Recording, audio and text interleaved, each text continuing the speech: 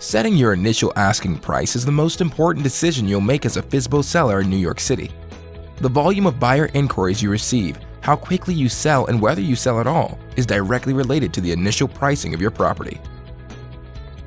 Whether you're listing with a full-service agent or selling FSBO, starting with an unrealistic price can cause permanent and irreversible damage to your overall sale efforts. This is because momentum and traffic are highest in the first few weeks after listing. Reducing your asking price later down the line won't have the same effect as going to market with accurate pricing from day one.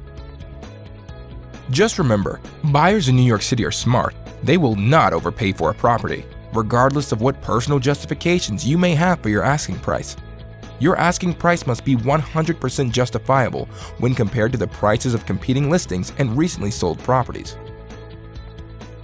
Overpricing your home in a sluggish or failing market is especially dangerous.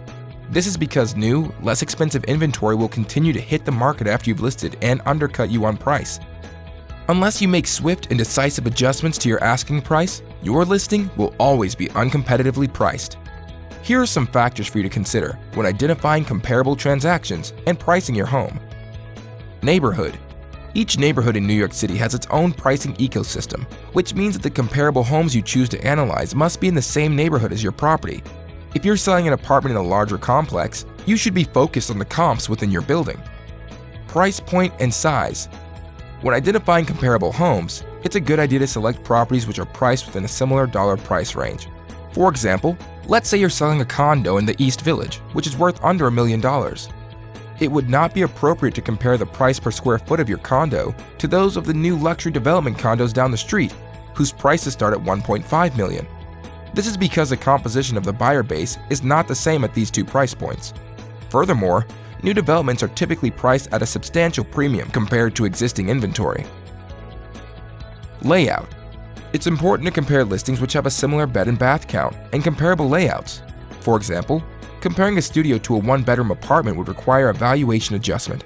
This is because studios typically trade at a discount compared to alcove studios and true one-bedroom apartments. When making pricing adjustments for layout considerations, it's important to consider option value. For example, if two apartments are the same size and price point, but one has an extra half bath, then it's more valuable.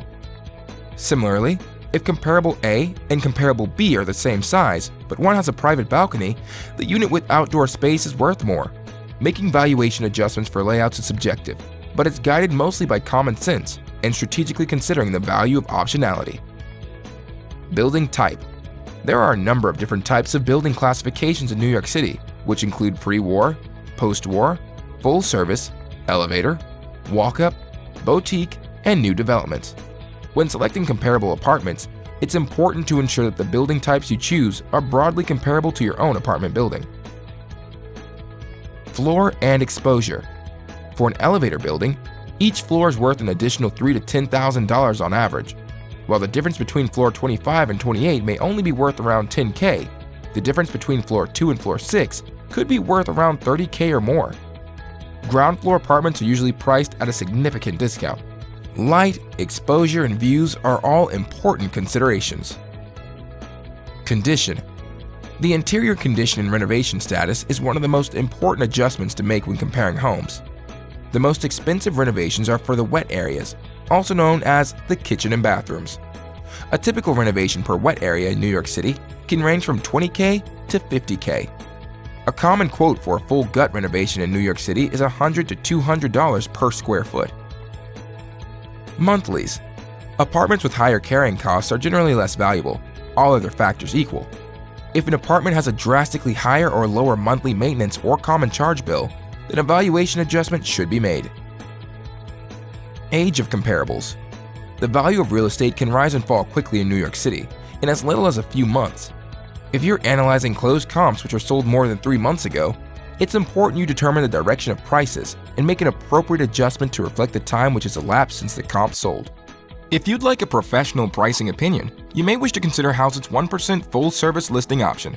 A flat-fee broker consulting package is also available if you'd like to continue selling FSBO, but would value an independent professional pricing analysis.